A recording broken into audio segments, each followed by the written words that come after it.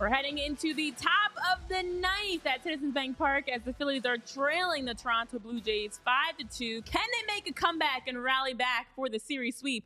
We'll find out soon. Welcome to PHLY Phillies podcast for your post-game show. Tyler Zulli, Jamie Lynch, myself, Renee Washington. We're chatting with you as we close out the game. Guys, chaos. Oh no, the Phillies are losing. But listen, it's a chance for the Phillies to see if they can rally back here, top of the ninth, see if we can get some outs and get something going offensively. It's been a slow offensive game for the team. Took until the seventh inning to get just the second hit of the game. And right now, we'll see what they can cook up. Ruiz is on the mound. You know, in these losses, which I guess are allowed because the Phillies are human, and they're not going to win every single game. Yeah, I guess you look for the silver lining pieces, and here's Jose Ruiz coming in on the top of the ninth. So you know, in what's probably going to be a loss here, let's hope it's not, but probably you kind of look for the silver lining pieces a little bit. And I have two silver linings. Already. Jose Ramirez just spiked one on the grass. Jesus, man. Ruiz. Nick Castellanos, over the last 7 games, really looks like he has turned a corner. Second silver lining, albeit a smaller one, is the best Sir Anthony Dominguez has looked in about 3 weeks. Yeah. He was throwing gas out there. Tyler noted his sinker was moving and fooling guys. So those are the two silver lining things. Everything else has been bad. Bad, very bad. Good, very bad day. I'm going to move to Australia. Yeah. But listen, welcome in for Slim. I know you're saying, yeah, game's not over yet. The Phillies can still rally. A little bit worried about Aaron Nola, who's been up and down. We saw his last 2 outings were not good. We'll talk about Nola. As K-Red is saying, Nola's going to Nola. Also, I see Jay and Provolone John in the chat as well. What's up, guys? Hit that thumbs up button. Join the conversation. Let's see if we can rally the Phillies back. Jose Ruiz, seeing if he can start things off. But listen, as you mentioned, there are some silver linings, even in a loss, of course. We don't like losses. We're not used to them. The Phillies only have 11 on the season coming into today. But after a day like yesterday, when you go and completely just rattle off run after run against Jose Barrios and put up 10 runs in the win, we've been seeing the bats come alive. We've been seeing, Bryce Harper, Nick Castellanos, different guys that are really, really playing consistently right now. And so a dip is bound to happen at some point. It is May. And I know we were talking about it before because the team now is on pace at this juncture to possibly, if they continue, win as many as like 114 games this season. And it gets you extremely excited to think about. This could be we were talking about 95 wins, 100 wins. If you can, be about a dozen or more wins over 100 at the end of the season, that's fantastic. But games like this are, I hate to say it, needed every once in a while. I don't like a loss and I don't like bad production. But every once in a while to reset, it's not the worst thing to come back to earth a little bit. How you guys feeling about the 2-game series now, huh? No winner, no loser. Toronto just leaves. Nobody won a series. It's like an exhibition series. It's a coward series, a 2-game series. So does this if this stands and the Phillies do lose, this series doesn't count to you? Well, it's like it never happened. It was just a wash. You're no different than you were before 2 games ago. Well, you are different. We've had grand slams and home runs and I suppose. Cody Clemens really and happened. Jose Ruiz is like, I'm here. I'm playing. I guess. Like, Roger the Rocket Clemens is in the house again today. He was there last night. He's become the Phillies' biggest fan. Which we love. Raj. We love to see that. But yeah, 2-game series. Pretty stupid, huh? Yeah, Tyler, any thoughts there? So are you going to die on this hill forever? Yep. Or because like this is not one that I would like, you know, when they say like you got to pick and choose your fights with your spouse or your significant other. This is not the one to choose. But nobody wins. Nobody loses. This is going to be on your tombstone. It's a weird take 2-game series. Stuck on. And I do but if the agree Phillies with, like, won today, then it was awesome, and you swept a joke of a team. But instead, now everybody leaves and nobody won. It feels very participation trophy-like, which, as you guys know, I am not a fan of. You get it. But also, I think the soccer player in me fully understands that ties happen. And if it's a tie series... Stupid. I'm glad you agree. I didn't say that, but... Nobody won. Somebody has to win. You play to win the game. Who said that? Famous quote. You can do it. You. No, it was not me. Wait. Oh, that was Herm Edwards. Okay. Jim Mora was playoffs. And then Herm Edwards was you play to win the game. They are who we thought they were. And we let them off the hook. But you play to win the game. I know in the chat you guys are talking about your loser meals. What's for dinner? But if the Phillies do lose this, does it change your dinner choices? Are you having something different? I know I had a Factor Meals for lunch. A nice. It smelled really good. It was so good. It was asparagus, mushrooms, chicken, rice. Was delicious. I know, Jay, you're saying your loser meal, which this meal sounds like a win to me. Is this the Ilios? Hot dogs and baked beans. Ooh. That sounds amazing. Somebody's going to be farting tomorrow, Jay. Beans. They're good for your heart. The more you eat, the more you... Well, there's... Or you can just say fart. Hot dogs and beans. That's a meal of a champion. That is good. I know Chris Slemmer is saying having some pasta to eat away the frustration. I had a leftover Primos for my meal. That's right. And then yeah, you did. I'm going to get home, and my wife requested to go for a run, so I'm going to have to corral the two ankle biters and cook dinner at the same time. I don't know what I'm making tonight. Ankle biters is hilarious. Yeah, I don't know what we're making Well, tonight. Purple and John saying some deconstructed California rolls. Ooh. So is that like a poke bowl kind of? He said it's a California roll without the roll, just in a bowl. So yeah. Yeah. Okay. So a veggie sushi bowl. Yeah, maybe you can have. You said Elios. You got some Elios in the fridge. Somebody in our Discord was saying my loser's meal is going to be the Elios Supreme. Elios. It's funny. I never said Elios. I always said Elios. Tyler like knows. Ellie. It's Elios. But like, how do we know? Nobody ever says it. It's not like we have commercials for it. Must be a Jersey thing to say Elios. You guys all say. What do you say? Elios. All right, guys, hold on. Wait, I just flipped you. You guys need to understand something. I am always going to find the answer to these questions. I say Elios. I'm an Elios. Yeah, I am on their website. They have a frequently asked questions tab, and one of the tabs is how do you pronounce the company's name? Seriously? They say depending on what part of the U.S. you are from, you may pronounce our brand Elios with a long E, or Elios with a short E. It's correct either way. Cowards. That's such a loser take. No, there's no... That's tomato. That's a I want two-game series answer. Now that makes me more mad than a split series. That's a two-game series because answer. you actually... You know what makes me more mad about that? As we head into the bottom of the ninth and the Phillies have a chance to see if they can rally. I'm not feeling good about this. For you to actually take time to put on your website a pronunciation and then proceed to say... There is no right or wrong way. You can basically say it however you want. Should we say Elios, Elilios? Like, can we, like, what? You're just letting us say whatever you want to say. I think you're adding letters to that last one. You're making letters up. Elios, like, give us a pronunciation. Don't take time to actually type out on your pizza website. Like, this is a pizza site. And you're putting in pronunciations. Elios. Oh boy. So Elios. Oh man. Well, guys, as we head into the bottom of the ninth inning, Tyler, there is a place that you don't ever have to worry about how to pronounce their name, and that's our friends over at Shady Rays. Super simple to say and super simple to buy, and also making sure to get you covered.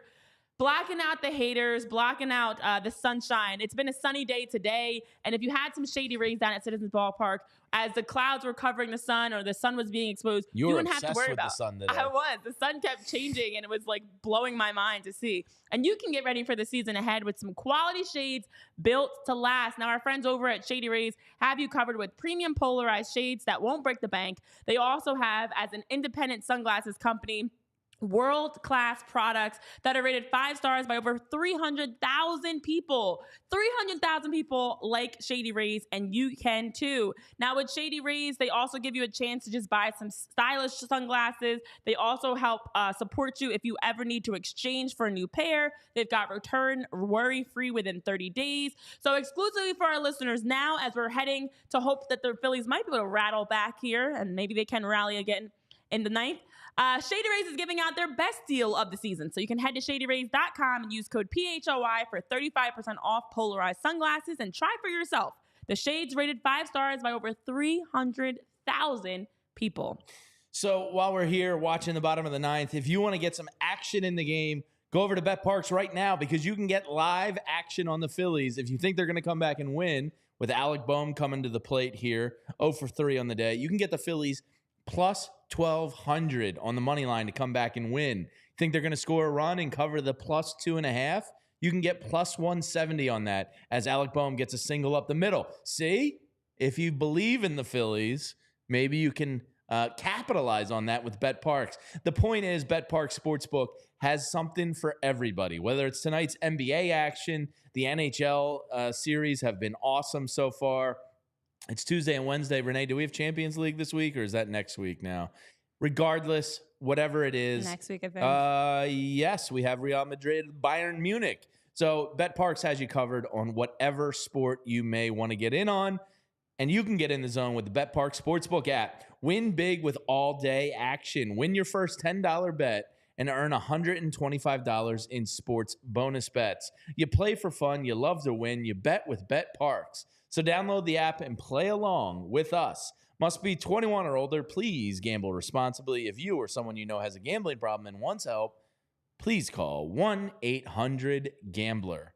Look, plus 1,200 to come back and win this game. Brandon Marsh represents the, we need one more guy on base before it's a tie-in situation. But, the Phillies got a little life here. Boehm comes up and slaps a single up the middle. Yeah. Brandon Marsh looks. The Phillies have been given good at-bats recently. They've been grinding out a lot of at-bats, and Marsh here in a 2-1 count. Looks like he's settled in for another one. Who knows? Stranger things have happened. The Blue Jays do suck. And honestly, as we've talked about, one of the biggest things that the Phillies have been doing is really getting to pitchers. We've seen a lot of, especially starting pitchers, getting pulled early, going deep into the pitch count. Today, unfortunately, was not that. I think that was one of the differences that you noticed when you look at this game where the Phillies weren't able to jump out as they normally do. It's been, this was the first game in about, the streak ended where they did not score first. Now that I think about it, because that number was up to... John Foley had tweeted out the numbers. Yeah, there was the Phillies were on, and now they're losing. I'm not saying like they can't handle giving up a run first, but they were. They've been notoriously in the first inning or two. Entering today, according to our own John Foley, whose work you can read on allphly.com, the Phillies had a 968 OPS in the first inning, and just one out. Good thing not a double play. Had outscored opponents 37-11 in the first inning. Yeah, and this time it took the Phillies until the 7th to get a second hit and a second run scored. I mean, yes, it has been the slow offensive game, but it's gonna happen. It's gonna happen. I think today they remind us that they're human. So interesting. Ooh, that was a close play. Another streak that came to an end as the scoring first streak has been retired. But now it's time to start a new one. Yeah, and Chris Bassett goes out there today and kind of throws a gem. He's not as bad of a pitcher as this year's small sample size says. Yeah. This guy's thrown like 1,000 innings in Major League Baseball and had like a 3.6 or 3.7 career ERA. He's having kind of an outlier bad season, but again, small sample size. I think the thing that got the Phillies today was this dude can throw 8 different pitches. Tom and Kruk talked about it during the game. They even showed the spray chart at one point. And we've talked about what a benefit that is for the Phillies rotation when the hitter doesn't know what's coming. Mm-hmm. And Chris Bassett can throw up to 8 pitches. So that's kind of tough to get your mind around what's coming in what situation. But, it is what it is. This is going to be one of those classic games where Aaron Nola gets all the blame as if the offense had no hand in it. I mean, this is Castellanos again to right center, a little all bloop it took single. was a reunion with Liam and some family time and a nice, hangout and day off. We're getting Nick Castellanos back, guys. All right. Tying run at the plate. Bryson Stott, 1 out. Come on, give us a little action. So you guys are talking about Bassett, and yes, again, like you said, small sample size. He's been hit around a little bit. He's better than his numbers say. He's given up 43 hits in 36 innings. His whip's significantly higher than it's been. But over the course, like 1.7, wasn't it? Yeah, it's up. It was 1.67 when he started today. But over the course of the last 3 seasons prior to this year, posted a 3.1, a 3.4, a 3.6, and he's also made 90 starts in 3 years. Ooh, we got a little Bryson Stott. Hit, 1 run in, 5-3. Sorry to interrupt, Tyler. Stott gets a double. I'm the great and powerful Oz today. Oh, no. But so, guys. We got the tie and run on second base here. Let's go, Phils. We got life. We got life. Continue, Tyler. Guys like Chris Bassett still have a place in this league. Sure. And just because you're not throwing 98, 99, 100, you guys talked about it. He does throw 8 pitches. Today, he threw 39 sinkers, 15 cutters, 14 curveballs, 10 sweepers, 9 changeups, 4 fastballs, 5 splitters, and 3 sliders. When you have a guy with a repertoire if you can get ahead, stay ahead, throw strikes, and change speeds and change eye levels, you could get guys out. Like fastball at the letters at 92 looks a whole heck of a lot harder after you just saw an overlay of like an 85 splitter and a 79 curveball, and then all of a sudden you're seeing 92, 93 at the eyes. Your eyes light up, and you're not going to catch up to it because it's just how physics work. You could have a guy like Chris Bassett who can pitch forever and have a decent amount of success doing it. Exactly. I mean, as you mentioned, for Bassett, was able to throw 102 pitches today, 67 strikes, go 6 1/3 innings. Cody swings first pitch and pops one out. I wasn't going to say anything because I already saw this. Why do you do this to yourself? No, it's because I'm looking at the stats and they're updating in real time and we're behind. So I already knew. I unfortunately knew. I didn't ruin it for you, at least. But Bassett just gave up 3 hits, and again, we saw 2 of those in the later on in the game. It took a while for the offense to even get going today, and that's a big credit to the way that Bassett was pitching, and he's made it really tough for this offense that's been lights out. Come on, Whit. Get your former team back. I mean, 16 whiffs today, 6 off the sinker, 3 off the cutter, 4 off the curveball, 2 on the sweeper, and 1 on the slider. You got to swing and a miss on 5 different pitches today. I mean, you tip your cap when you got to tip your cap. Bassett was really good today. If you had to ask me again, like prior to this series, I'd be like, yeah, of course they light up Jose Berrios and struggle with Chris Bassett. That's the way Phillies baseball is. Well, even the Blue Jays bullpen has the worst ERA across baseball, and yet the Phillies haven't been able to really get on their bullpen today. It was a prime opportunity. They've had yet again another inning where they have runners in scoring position. The tying run is there, and let's see if they can do something more. Romano's got a real scraggly beard. Yeah, it's not a weak beard. It's just nuts. Why do you do this? I'm so sorry. And they're we're okay. Yes, this is the way the internet TV works, game. Renee. The Phillies drop the 5-3 loss to the Toronto Blue Jays. It's been a great home winning streak for them. They had won 11 straight at Citizens Bank Park. They were on pace to tie the second to longest winning streak at Citizens Bank Park, which happened, 2010, 2011 that happened. And they fell just short of 12 straight at home today with that win. So Toronto not only spoiled their chance at a sweep, but also spoiled the Phillies' chance at getting another record in having the second longest streak in Phillies history at home. So we are now officially into the PHLY Phillies post-game show. Unfortunately, yesterday would have been a great day to have had a post-game show after the Phillies won 10-1. And yet here we are talking about a 5-3 loss where the offense wasn't great, but we did see some good production from guys like Nick Castellanos as well. So great to see him playing well. We had some glimpses and some moments. There's some positives to take away. But overall, guys, it's May. And this is what we expected at some point. The Phillies, for as fantastic as they've been, are going to drop off. And today was that day, unfortunately. Yeah, the Phillies are allowed to lose, I suppose.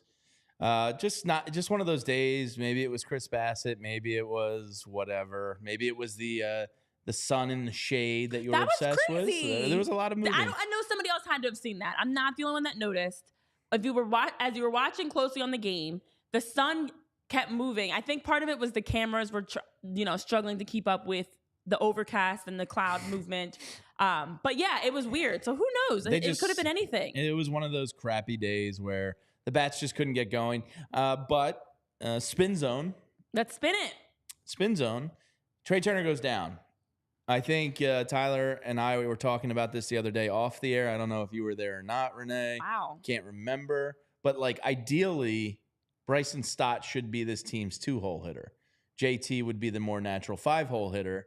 So spin zone, Bryson Stott with the big double there to get the tying run on second. Nick Castellanos, those are the two guys you look to with no Trey Turner and go, all right, we need you guys now. You got to get off this skid you're on.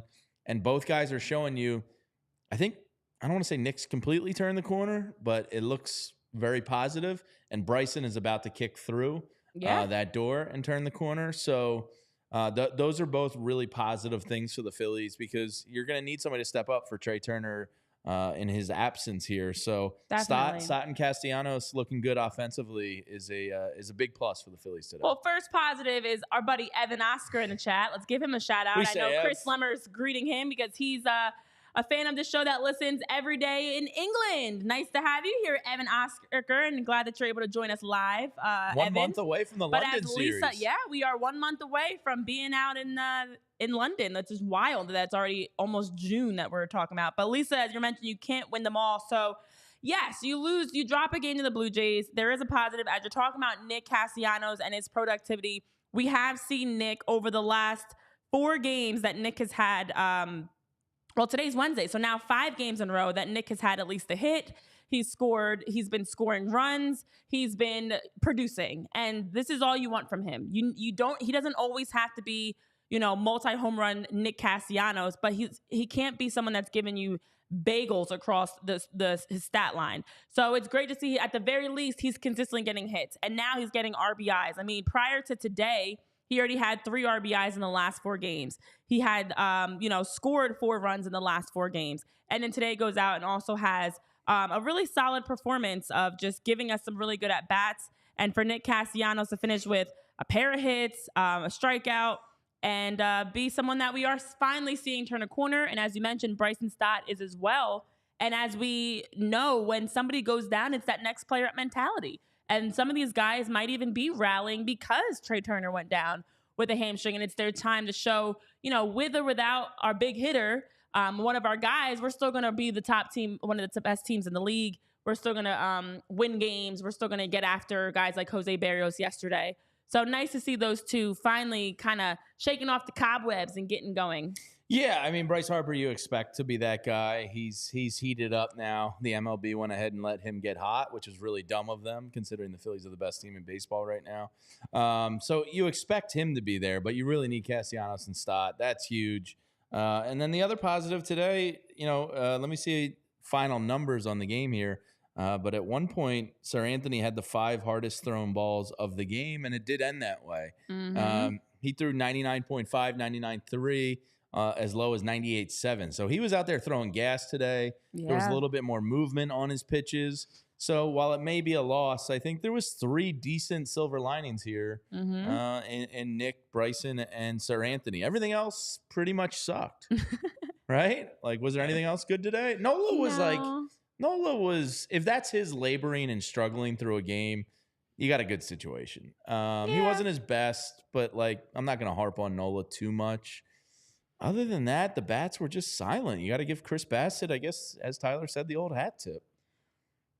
Yeah. I mean, listen, when you have a day like yesterday where it felt like so much was going right for the Phillies, and obviously we haven't seen you guys since pregame yesterday and haven't had a chance to even talk about, as we talked through today and also yesterday's games, talk through it.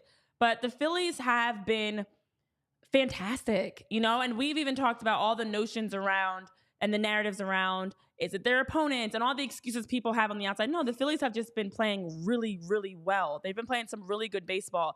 And when you have a day like yesterday, when you get after Jose Berrios, who had only allowed 7 runs total coming into the game, and you put 8 on him, he had not allowed more than 2 earned runs in a start, and you put up 8 on him. He also had the best ERA across baseball, and you put up 8 on him to go on to win 10-1. How many did they put up on him? 8 on him. 8. 8. At some point you're gonna turn back into a pumpkin a little bit. Now, I think the important thing is, and what we've noticed from the Phillies so far, knock on wood, is aside from when they dropped back-to-back games to the Cincinnati Reds and losing to the Braves in the first weekend, which, as Jamie Lynch claims, according to James Edward Lynch, that did not exist. Wasn't a real series. The Phillies have not really been losing back-to-back. No, that's been one of the positives of this group. When you see them drop a loss, and now Reds game I also discredit because that was the game that we saw in both games. Rob rolled out a very unique lineup, and there was some tinkering going on there. Lineup, yeah. That's when Bryce was on paternity leave, so we remember those days. So another positive that I'm manifesting, because now, of course, the Phillies have tomorrow off before they prepare for the weekend series against Miami, which should be another winnable series and absolutely a sweep even. Miami's not good. They're going to turn around and have a good response, because this is a team, as we mentioned, they are on pace, guys, to win 114 games. That's pretty good. Which is incredible. And Tyler hit us with the trivia during the game, watching it. Do you know what the record is? 116. I did not get the team. I thought it was one of the Yankees teams, but it was actually, what was it, the 2001 Mariners? The 2001 Mariners, as well as the 1906 Chicago Cubs. But, yeah. Love that era. Wow. Right after the dead ball. Classic time My for favorite baseball. time. So the highest Yankees win total of all time came in 98. They won 114. Okay. Wow. That's a good pace to be on. If they can keep doing that, I won't have to reach for many Miller Lights out of my fridge while watching. Because if you're watching baseball, whether it be with friends, family, or just fellow Phillies fans, sometimes a cold Miller Lite just hits. Maybe you're down at a business person special at the ballpark and the sun's shining through, and you just go, "Oh man, I'm a bit thirsty. I need a light beer that tastes like a light beer. That's not going to fill me up. I got a sausage, pepper, and onions to eat. I got some peanuts here. My daughter's not going to finish her ice cream sundae. I can't fill up too much because I just need a nice, easy drinking beer." And Miller Lite has been that since 1975, the original light beer until this day. The best one, for a reason, because they don't overthink things. They have the magic. Just keep it going. They hold on to what matters most, and they get rid of the stuff that doesn't. And when you don't want to feel bloated all day from drinking those heavy craft beers, you just need a nice, cool, refreshing 96-calorie Miller Lite. A light beer that tastes like beer should. The original light beer since 1975. And you don't have to choose what's best. Miller Lite has great taste and is less filling. What a 1-2 punch. Tastes like Miller time. To get Miller Lite delivered directly to your door, just go to MillerLite.com/PHLY Phils, or you can find it pretty much anywhere that sells beer. Celebrate responsibly. Miller Brewing Company, Milwaukee, Wisconsin. 96 calories per 12 ounces. Fewer calories and carbs than a premium regular beer. It's always a great day to make responsible choices and choose the right option. That's over at Rite Aid, because Rite Aid is the place to go, whether you are last minute buying gifts for that birthday party and need to go get some, a card and some gift wrap and tissue paper, or maybe you are somebody that has allergies, and with seasonal allergies kicking your butt and the congestion and the watery eyes and runny nose, you need to go stock up on some over-the-counter allergy medicine like Flonase or Claritin or Benadryl. Or maybe you want to get some vaccines because you've got some youngins and you're unsure about, when do I get them vaccinated? You have questions. You also might need vaccines. You need to know when the last time you got your vaccine was and when you should get the next one. Rite Aid has that too, where you can get help from some incredibly specially trained pharmacists, I should say, that can help vaccinate for COVID, shingles, the flu, tetanus, whooping cough. And with Rite Aid, that's the spot you can go to get some libation, some drinks.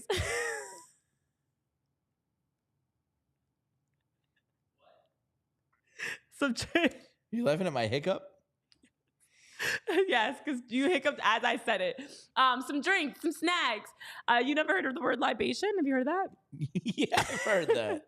But you know where at Rite Aid they can also educate you. You can get education, libation, vaccinations, any sort of immunizations, medications. They've got all the Asians that you need over at Rite Aid.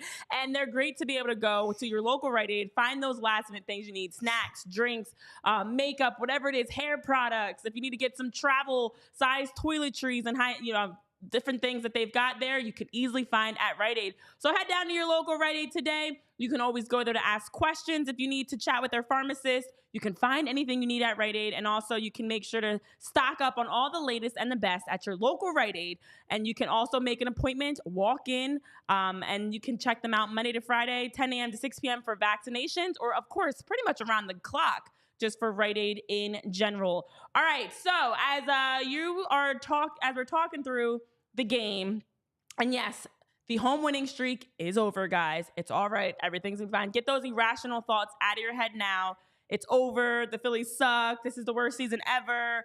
They're not going to get to the playoffs. Whatever irrational, silly thoughts you have after a loss to the Blue Jays, who are, as we know, under 500 and struggling this year, yada, yada, yada. They peaked when we thought that Shohei Ohtani's plane was headed to Toronto. It's been all downhill for the Blue Jays since then. But either way, it's a long season. The Phillies now at 26-12 on the year, still off to a fantastic start. And one blemish on the schedule and on their ledger is not a reason, I know personally, to be completely nervous. But I will say, it's great to hear the stories that are coming out around this team. And today, to see for Nick Castellanos get a double, we saw him with some good at-bats. He entered today batting .308 with 2 doubles, 1 homer, 4 RBIs, and an .857 OPS in his past 7 games. Bryce Harper in his last 7 games, as we know, of course, had a grand slam yesterday. He's had 3 home runs, 10 RBIs.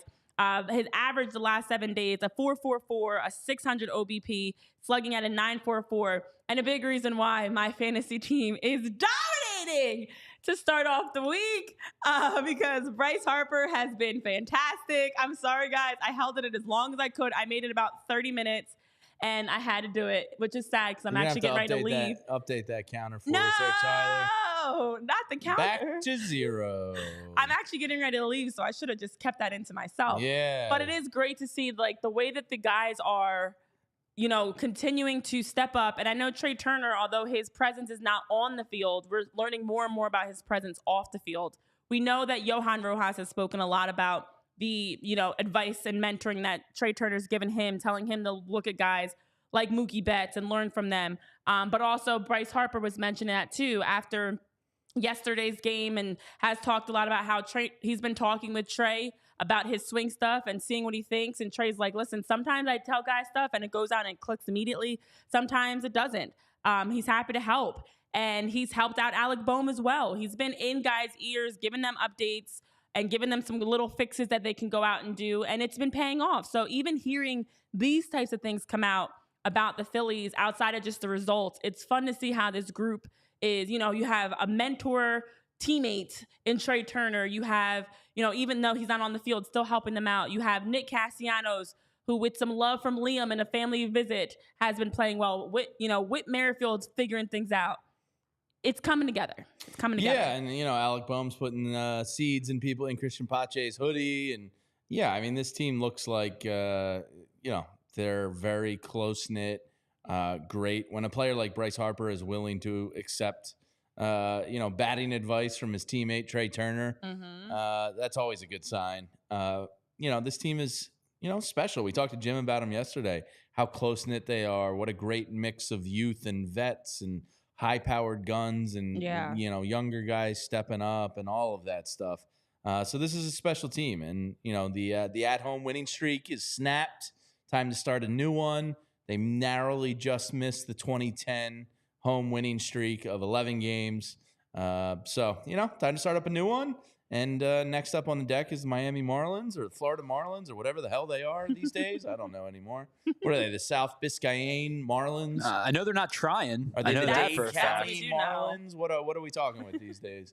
They'll probably win this next series and keep the ball rolling here as the hottest team in baseball. All is good. That's what it's seeming like. I mean, it's such a great group. And listen, we expected at some point that the winning streak was going to come to an end. We expected at some point Alec Bone's hitting streak was going to come to an end. Like all of these things, we knew. It just we weren't sure when it was going to happen. But here we are. So I look at a game like today. It's one of those games that, like, personally, I don't even want to overanalyze the inability to hit, the inability to score runs, the offensive struggles. Even Aaron Nola's pitching. Aaron Nola did finish, as we know, the second straight game that he didn't have a great outing. He was able to go 5 2/3 innings, gave up 9 hits, 4 runs, all earned runs, of course, 7 Ks on the day, and a 3.67 ERA on the day. And his, 96 pitches that he threw wasn't great, but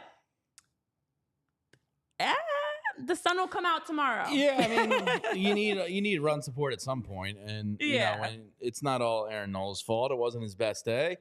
He did get 12 swings and misses on the day. I'm not sure if that was one of the stats you just read, but like, wasn't his best, wasn't his worst. He was kind of painting the corners and nibbling a little bit.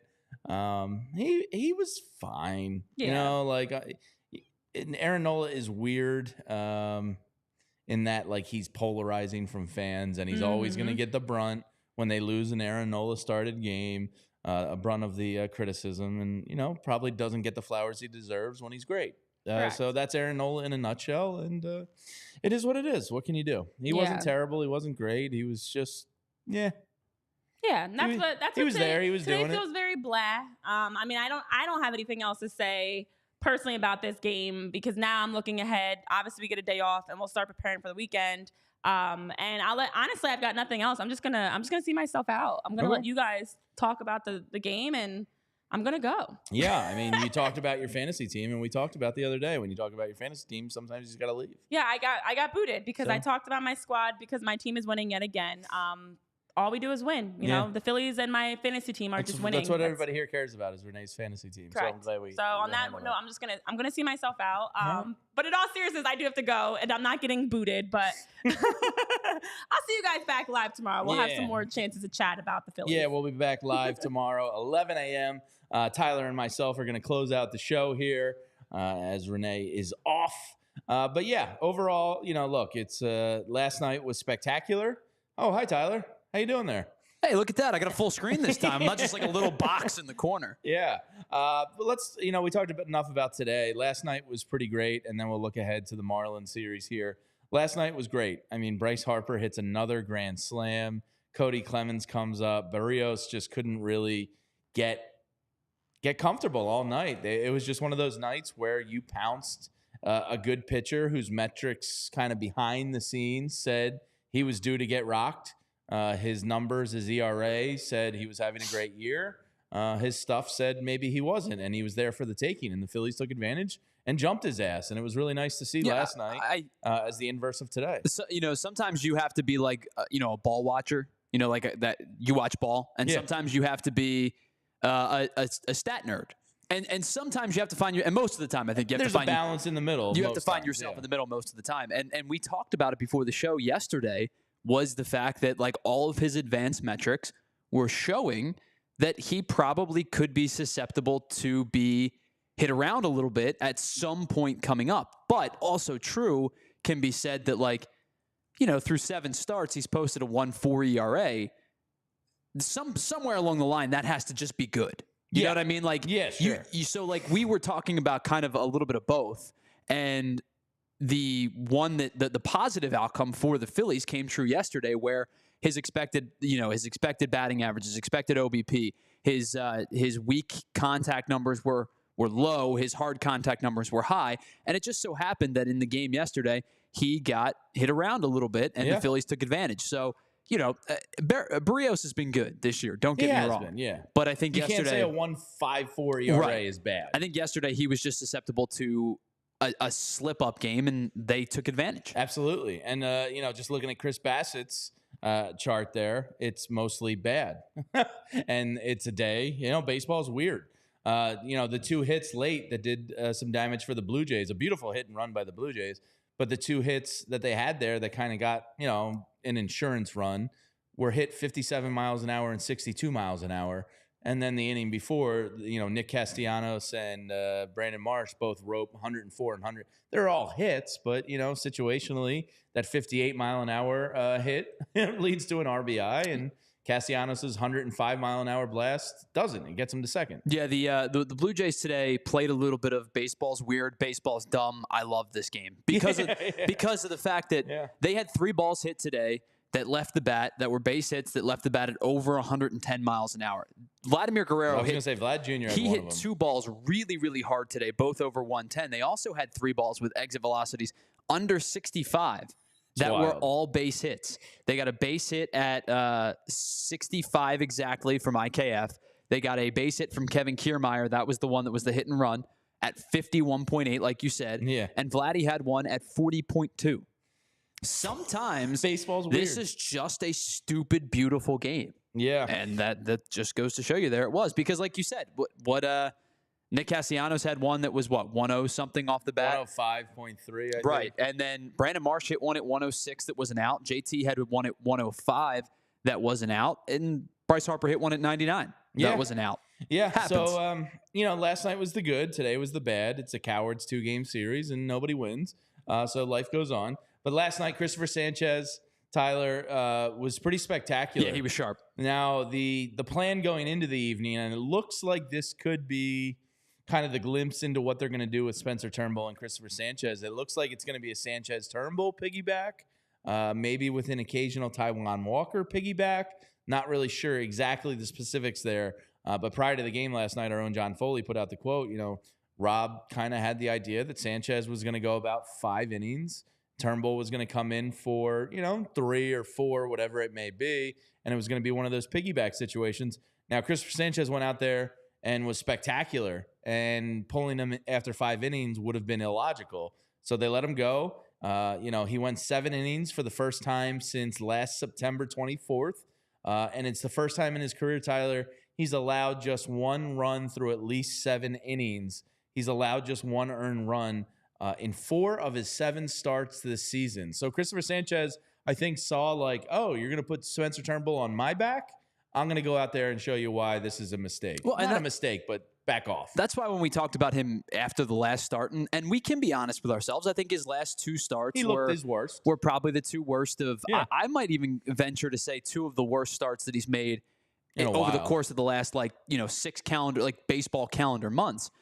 And we talked about it. He had 25 starts, I believe, or 27 starts or whatever it was from last year, including the playoffs, into those 2 starts.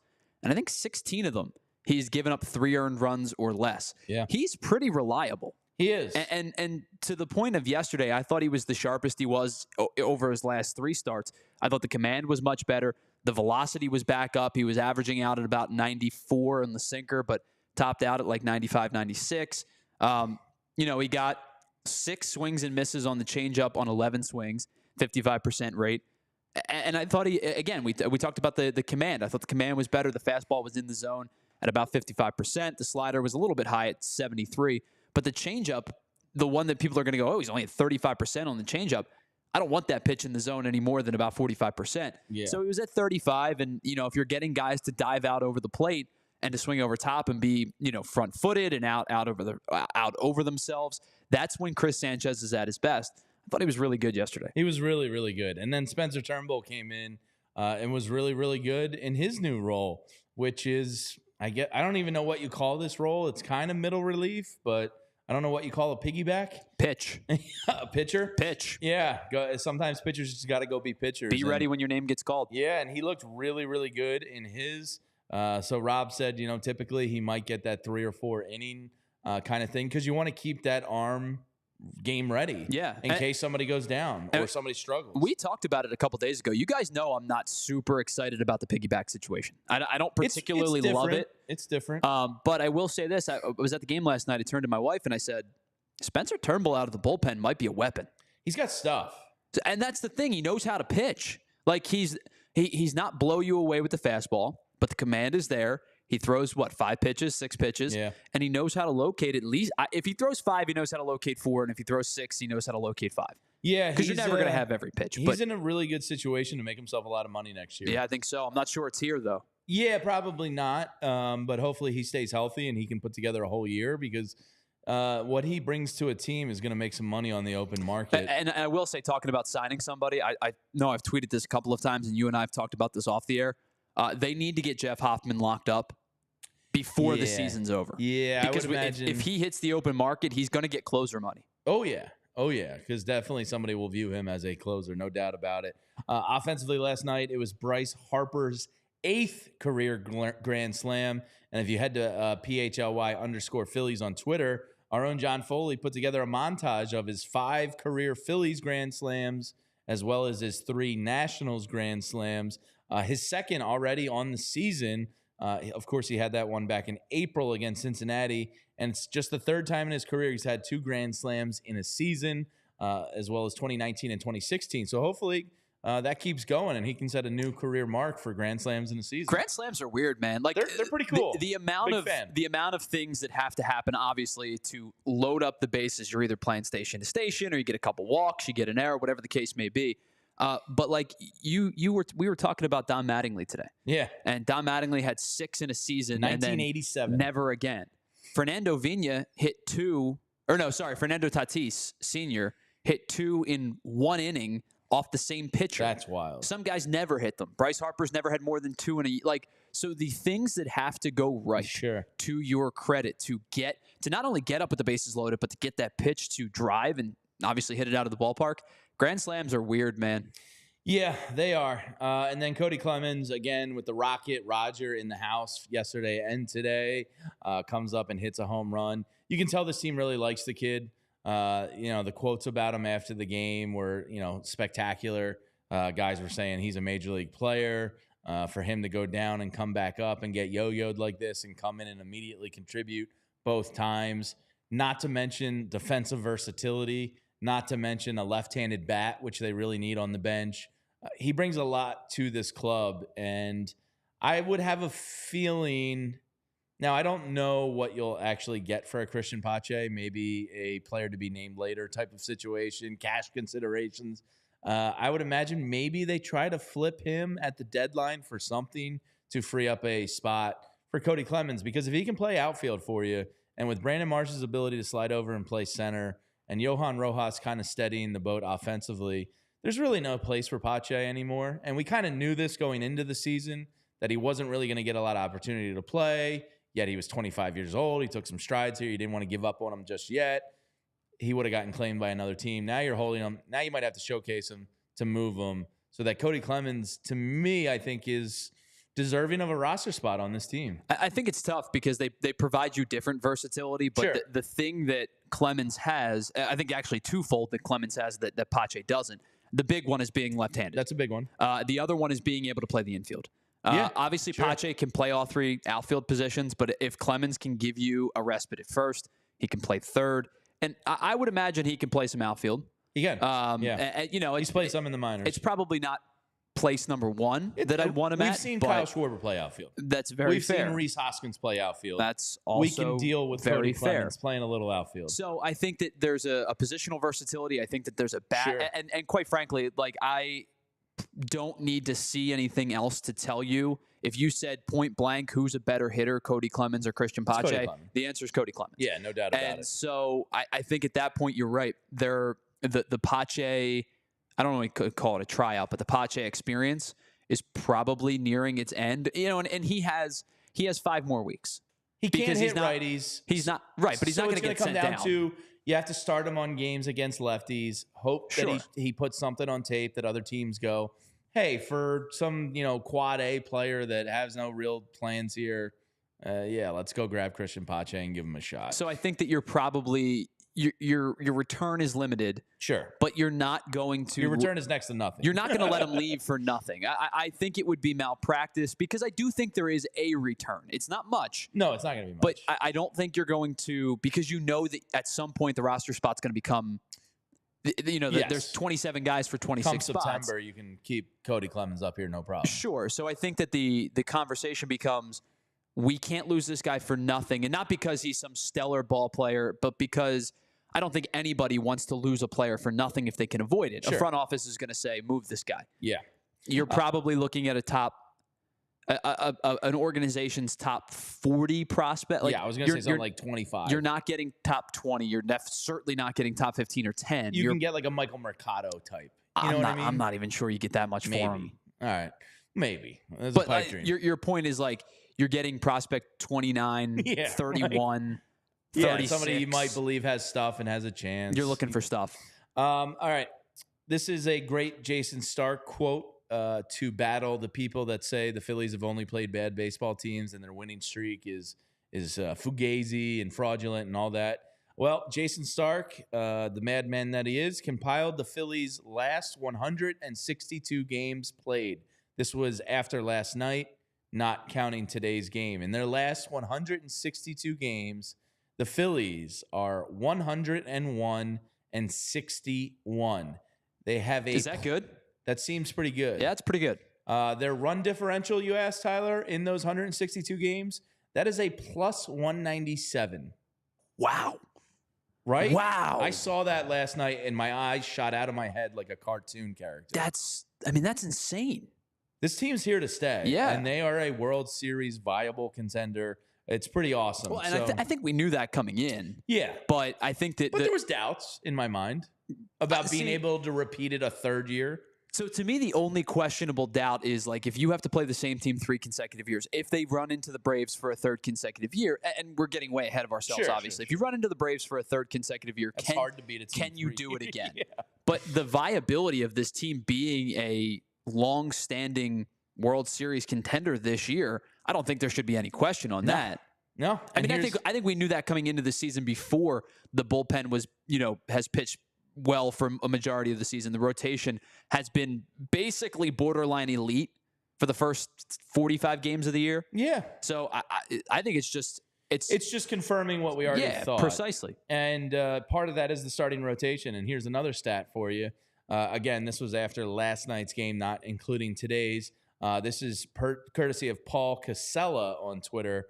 He's Paul_Casella MLB. He does MLB stats. Pitchers in Major League Baseball with a sub 1.75 ERA and a sub 0.90 WHIP this season, minimum 30 innings pitched. Okay. The Phillies have 3 of them. So it's Wheeler, Ranger, and Turnbull, I presume, right? Yes. The rest of Major League Baseball, you want to take a guess how many of those guys there are? I'd say there's another 4. There's 3. Okay. Glasnow, probably. He doesn't list the pitchers, but I would imagine Glasnow is one. What was the qualifiers? 1.75 and 0.90 WHIP. I'm assuming Imanaga's on that list, right? He's been filthy. He's been really good. And I mean, his teammate, I think Javier Assad's been awesome too. Yes, he has also been awesome. I don't know if top 5 NL ERA leaders. I don't know what his WHIP was. No, his WHIP's at it's a whopping 1.02. Oh, that guy stinks. He stinks. Yeah. So you talk about the bullpen, you talk about the offense, the run differential, the starting rotation. It's all there, and it's all spectacular. Yeah, they pass every test you can possibly ask for right now. Yeah, they really have. And if Nick Castellanos and Bryson Stott can get hot and stay hot in these next 5.5 weeks to supplement Turner's absence, you're really going to have something sweeter than Yoo-hoo. All right, looking ahead to this next series, they're playing the Biscayne-Dane County Marlins, who are barely a Major League Baseball team. Now, I never understand this when you look ahead to the probable starters. The Phillies are TBD. This guy TBD is pitching. He's thrown a lot of innings this year, man. He's thrown a lot lately. He's throwing Thursday. He's throwing Friday. Actually, excuse me, the Phillies are off tomorrow. TBD is throwing Friday, Saturday, Sunday, and Monday. But I would expect Ranger Suarez is starting tomorrow versus Trevor Rogers. A little lefty on lefty action. Trevor Rogers, not great on the year. He's 0-5 at the 6.15 ERA, 28 strikeouts. Not good. TBD is also pitching for the Marlins on Saturday in the 4-10 game. This guy got a rubber arm? This is insane. It's like multiplicity. So we got 2 TBDs going on Saturday. And then on Sunday, Braxton Garrett, who is freshly off the minor league rehab assignment, is making his debut for the Miami Marlins. He obviously has 0 stats on the year. He did pitch pretty well the other day in AAA. I think is Durham their AAA affiliate? No, it's Jacksonville, I believe. Okay. It was Jacksonville. Durham is the Rays. Yeah. So Braxton Garrett will make his debut. So the Phillies are going to face two lefties. I'm not really sure who's going to pitch for the Marlins on Saturday because it's this guy TBD. But you're going to get the lefty lineup. So I would imagine you get a little bit of Pache. Sosa will probably be your shortstop in 2/3 of that series. But there's no reason you can't go down to Miami and sweep their asses. No, this team stinks. Braxton Garrett was good last year, and I know you're going to look at 3.66 and go, that's middling. You know to say good, you probably want to go 3.2, 3.3. But I thought he pitched well last year. 160 innings pitched. Got to get the hits down a little bit. He did give up 20 home runs, but he struck out 156 and 159. He had a 1.15 WHIP. Opponents hit 250 against them. Again, get that down a little bit. He's going to have success. But if there's an opportunity to jump on a guy who's making his first start of the year, that's a really good time to do it. You saw them do it. Now, granted, a little bit of a different situation, but you saw them do it against Mason Black, who pitched well for the first couple of innings for the Giants, and then things kind of unraveled a little bit. Fourth came around. Right, and obviously it was a really good lineup, getting to see a young pitcher for the second and third time through their order, and you jump on a guy. But I think you have an opportunity to continue to rack up series victories. Yeah, you really, really do. And Friday night, don't forget, we're going to be at the Manayunk Brew Pub doing a little pregame and postgame here on YouTube watch party as we'll be hanging out with the good people. And if you can, maybe swing it Friday night, last minute type of thing, and you don't live that far from Manayunk, we'd love to hang out with you. It's a free event. We just ask that you RSVP on the website under our events tab so we can just let the good people at Manayunk know how many people we have coming with us. But really looking forward. I used to be a Roxborough resident, would frequent the bars in Manayunk quite often. So looking forward to getting back to my old home turf, and the Brew Pub and Miller Lite specials will be going on. We're going to be giving away some tickets to the Brewers series coming up, which will be Rhys Hoskins' return to Philadelphia. He hit a home run last night, if I'm not mistaken. I think he got the rest today in his game. I'm so tired of hearing about Rhys Hoskins. You became the Rhys Hoskins hipster. Once the public supported him, you were like, I'm out. No. It's just like no other former Philly continually has this like. Oh, I'll still talk about Maikel Franco. Cult follow. Yeah, but he stunk. Hoskins is a good baseball player. Yeah. But like there's this just weird trend of like Rhys Hoskins took a walk today. I don't care. It's like me with Bobby Abreu in that kind of during dark times, you latch on to one of the few good players you have. Understandable. And that was me with Bobby Abreu when before pre-Jimmy, like he was that transitional good player that took you into the next era. Sure, kinda. That's fair. So like Phillies suck, and it's like, oh great, we have one or two good players to watch. We're spoiled now in that we have a whole team of good players to root for. Right. Rhys was kind of that. He was here in the dark days. They sucked. He didn't. People liked him. And then he went out and killed the Mets and did slow trots and all that good stuff. So we'll be giving out tickets to that series on Friday night. So hopefully you can come and join us. We'd love to hang out with you. Regardless how you feel about Rhys Hoskins, that's going to be a fun game to go to. Yeah, the Brewers are good. You have fun. Jurickson Profar is playing really well. They're getting some nice contribution. Not thinking of Churio. But the Brewers are decent, and that division is kind of a battle a little bit. Not much separating first and third and fourth place there in that division. So that's a little bit of a dogfight there in the Central. And Dave P in the chat says, yeah, Rhys was our spiritual leader. I get all of that. I totally understand. I just I don't care anymore. He's going to get a standing ovation. Oh, sure he is. I don't have any issue with that. I have no problem that he gets that ovation. Once he's in game, he'll probably get booed.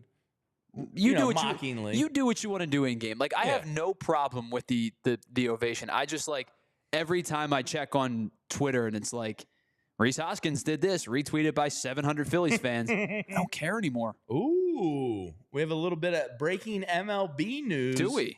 You got a trade? Which no, very good for my fantasy baseball teams. You're at 0 now too. The Pirates are calling up finally Livy Dunn's boyfriend.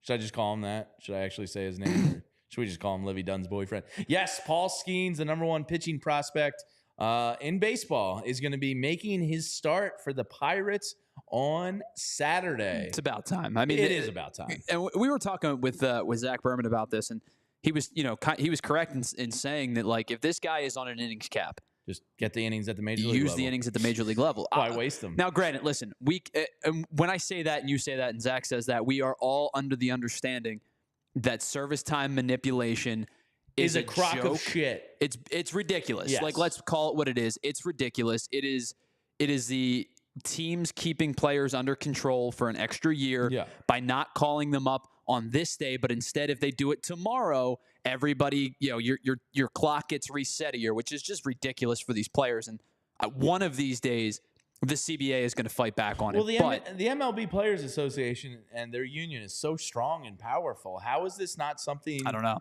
they have as a non-negotiable? Sure, you'd think so, but regardless, like at this point, we know he's major league ready. Yes, there's not a doubt about that. Just bring the guy up. At what point do you just have nothing to prove at the minor league level? And at what point are you risking injury and wasting innings and all that stuff? So very, very stupid, but very cool for baseball and very cool for Pirates fans. In 7 starts this year, he has a .99 ERA. Now, he's only thrown 27 innings, but he's only given up 17 hits. He's walked 8, so he's given up 25 base runners in 27 innings, sub-1 ERA. Do you know how many strikeouts he has? How many innings? 27 1/3. I'm going to go with 46. 45. Wow. Good guess. 45 strikeouts and 27 1/3. He has faced 105 batters and struck out 45 of them. Wow. Yeah, it's time. Yeah. One other piece of news dealing with the Brewers, Tyler's favorite team, is he has Rhys Hoskins alert set on every social media platform. The Brewers did reinstate Christian Yelich from the 10-day injured list ahead of the game today. He had a little bit of a career resurgence last year. He was quite good. Yeah, he was pretty good last year. When he was in his prime, he was a hell of a player. Man, oh man. The fact that may or may not have cheated, but well, I mean, I assume that not most, but a good handful are in some capacity. Hitting's still hard. Yes, it is, even if you are cheating. That's the thing with Barry Bonds. It's like, just look at him before he cheated. Hitting's still hard. He was still a Hall of Fame player, even without the roids. Yeah, but like the pop's not totally. I mean, he hit 19 last year, but the pop's not totally there anymore. But he slashed 278, 370, 447 last year. He's pretty good. Yeah, so the Brewers get him back as well. He went out with a lower back situation there. But the Phillies are in first place.